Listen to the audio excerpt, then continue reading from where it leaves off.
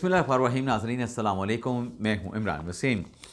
नाज़रीन 15 नवंबर दिन हफ्ते का और साल 2025 बानी तहरीक इंसाफ इमरान खान से जुड़ी ख़बरों से अपने प्रोग्राम का आगाज़ करेंगे और इसके बाद वफाकी आइनी अदालत, सुप्रीम कोर्ट ऑफ पाकिस्तान और जजेस के इस्तीफ़ों से जुड़ी जो अहम ख़बरें हैं फिर उनकी तफसीलात आपकी खिदमत में पेश करेंगे। लेकिन प्रोग्राम का आगाज़ करने से पहले आपसे दरख्वास्त के चैनल को सब्सक्राइब कर लें, बेल आइकॉन का बटन प्रेस करें। वीडियो पसंद आए तो इसे लाइक और शेयर ज़रूर कीजिएगा। नाज़रीन, एक नया डेफेमेशन का सूट फाइल करने का ऐलान कर दिया गया है और इस हत्या के इज़्ज़त के मुकदमे में बानी तहरीक इंसाफ इमरान खान का नाम आ रहा है।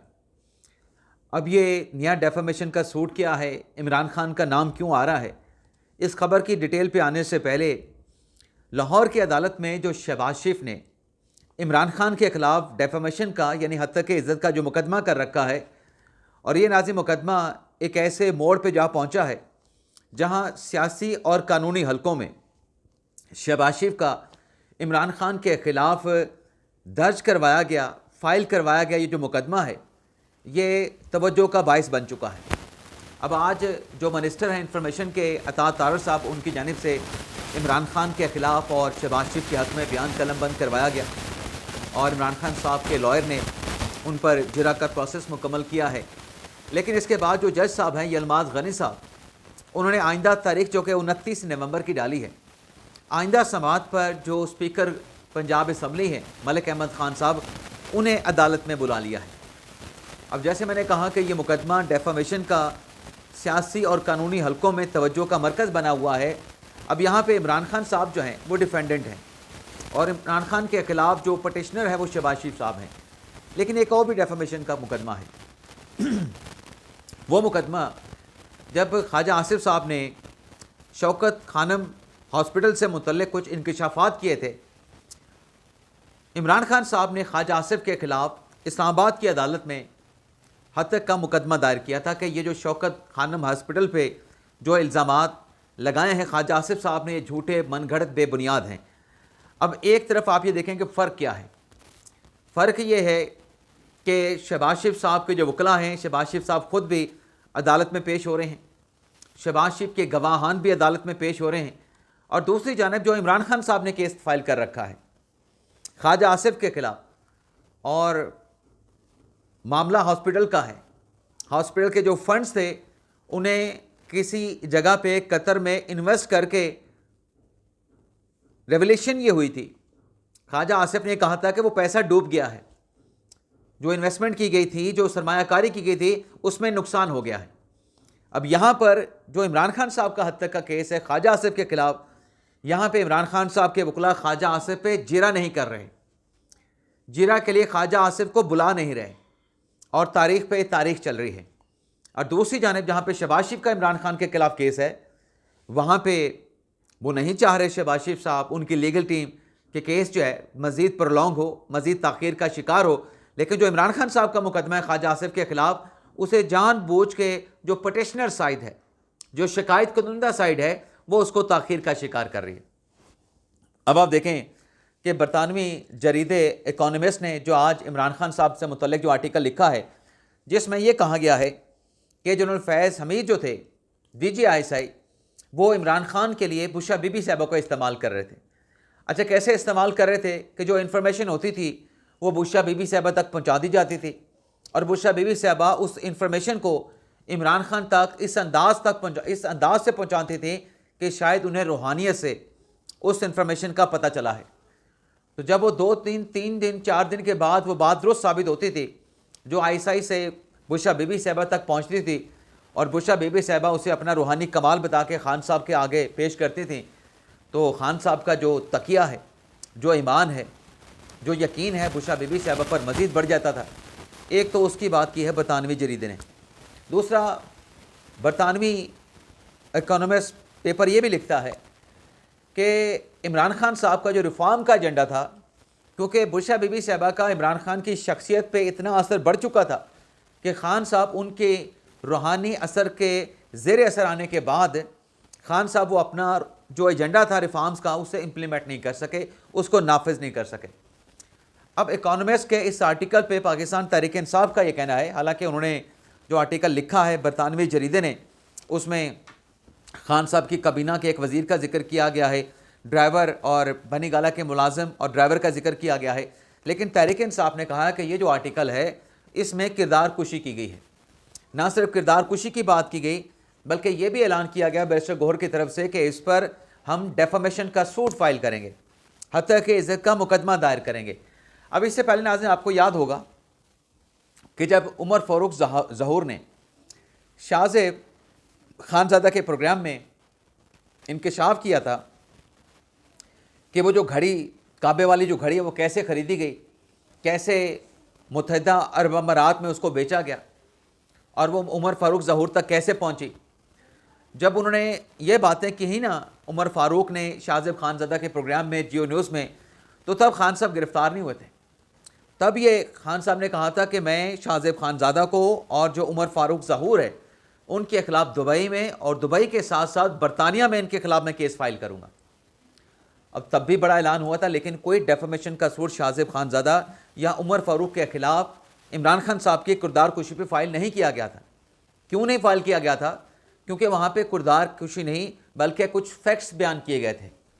उन फैक्ट्स को झुटलाना चूँकि मुमकिन नहीं था, तो फिर वो नहीं किया गया काम जिसका ऐलान किया गया।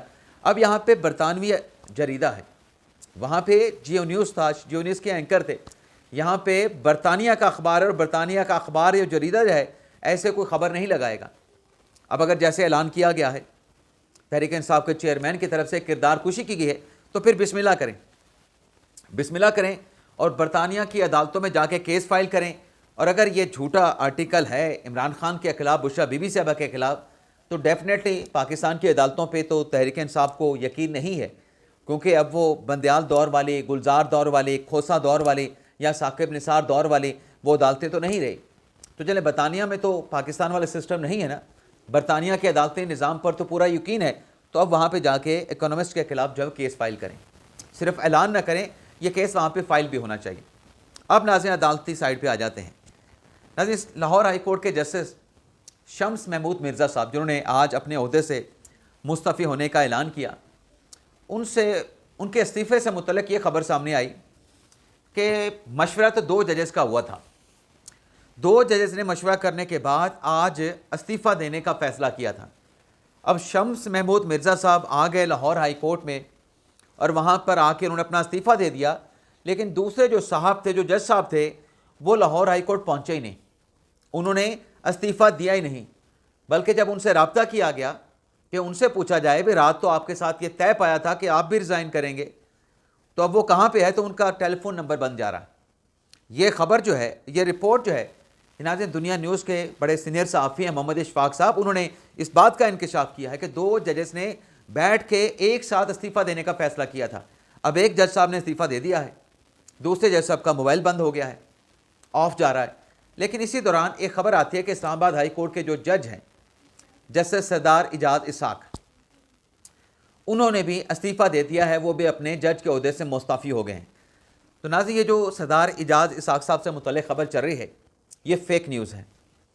और जो इस्तीफ़ा बना के सोशल मीडिया पर चलाया जा रहा है, वो इस्तीफ़ा नहीं बल्कि जस्टिस सरदार इजाज़ इसाक साहब का इख्तलाफी नोट है अपने इस्लामाबाद हाई कोर्ट के चीफ जस्टिस सरफराज डोगर साहब के साथ। तो इख्तलाफी नोट को तो आप इस्तीफ़ा नहीं कह सकते। अगर इख्तलाफी नोट ने इस्तीफ़ा बनना है तो फिर तो सुप्रीम कोर्ट के कई जजेस हैं जो इख्तलाफ कर चुके हैं, तो फिर क्या उनके इख्तलाफी नोट को भी इस्तीफ़ा समझ लिया जाए? हाँ, अलबत्ता ये बात ज़रूर हो रही है और ये अंसार अब्बासी साहब भी अपने ट्वीट्स में, अपने आर्टिकल्स में, अपनी ख़बरों में लिख रहे हैं कि इस्लामाबाद हाई कोर्ट के एक जज हैं जिनकी 5 साल की मियाद जब मुकम्मल होगी तो वो अपने ओहदे से जो है वो रिज़ाइन कर जाएंगे। अब अंसार अब्बासी साहब इतनी बड़ी ख़बर, लेकिन उसमें जज साहब का नाम नहीं लिख रहे। मोहतात रवैया, बाजी में अतर मिनल्ला साहब ने उनको कंटेम्प्ट का नोटिस जारी किया था। एक बड़ी ख़बर जो है अंसार अब्बासी साहब ने दी थी, बड़ी मुश्किल से अंसार अब्बासी साहब का उस केस से पीछा छूटा था या जान छूटी थी। तो शायद इस वजह से भी कि खाम में आप ख़बर दे रहे हैं और नेक नीयति के साथ दे रहे हैं, तो सच्ची खबर और नेक नीयति के साथ देते हुए ख़बर में आप बिला वजह मारे ना जाए। अब उससे अगर आप इस्लामाबाद हाई कोर्ट के जजेस का डाटा जाके देखें तो नवंबर के आखिर में या फिर दिसंबर के अवाइल में इस्लामाबाद हाई कोर्ट के एक ही जज हैं जिनकी 5 साल की मियाद पूरी हो रही है। जो अंसार भाई साहब कहते हैं कि वो जज साहब जिनकी 5 साल की मियाद मुकम्मल हो जाएगी और अगर वो 5 साल से पहले इस्तीफ़ा देते हैं तो पेंशन नहीं मिलेगी, 5 साल पूरे होने पे इस्तीफ़ा देंगे तो पेंशन और पर्क्स और मरात भी मिलेंगी। वो जस्टिस जहांगीर साहब हैं जिनकी डिग्री का मामला भी जो है वो पब्लिक डोमेन में आ चुका है।